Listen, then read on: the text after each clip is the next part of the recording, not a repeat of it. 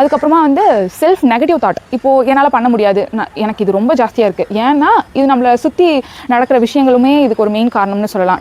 நம்ம பண்ணுற எல்லாத்தையுமே யாராவது ஒருத்தர் குறை சொல்லிகிட்டே இருக்காங்க, இல்லை நம்மளோட சரௌண்டிங் நம்மளுக்கு கரெக்டாக இல்லை அப்படின்னாலுமே நம்மளால் கன்சிஸ்டண்ட்டாக ஒரு விஷயத்தை பண்ண முடியாது. இதெல்லாம் ஒரு விஷயமா அப்படின்னு யாருன்னா ஒருத்தர் கேட்டாலுமே அது நம்மளுக்கு ரொம்ப அஃபெக்ட் ஆகும். உங்களுக்கு ரொம்ப பிடிச்சவங்க இந்த விஷயத்தை கேட்டுட்டாங்கன்னா போச்சு, உங்களால் அதை கண்டினியூ பண்ணவே முடியாது. இப்போ நீங்கள் ஒரு புக்கே கூட படிக்கிறீங்க, இந்த புக்கை படித்து என்ன பண்ண போகிறா, அதுக்கு அதை படித்தாலும் யூஸ்ஃபுல்லாக இருக்கும். இப்போ இந்த வீடியோ எடுக்கிறதா உனக்கு தேவையா, இப்போ இந்த பெயிண்டிங்லாம் உனக்கு தேவையா, பெயிண்ட் ஏன் வேஸ்ட் பண்ணுற, பெண்ணை ஏன் வேஸ்ட் பண்ணுற, கரண்ட் பில்லை ஏன் வேஸ்ட் பண்ணுறேன்னு இந்த மாதிரி எல்லாமே கலாய்க்கிறன்ற பேரில் கேட்டாலுமே அது ஹர்ட் ஆகும்.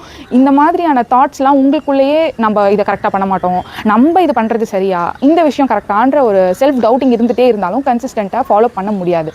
நெக்ஸ்ட் என்னென்னு பார்த்தோன்னா டிஸ்ட்ராக்ஷன்ஸ், லேக் ஆஃப் ஃபோக்கஸ்னஸ்.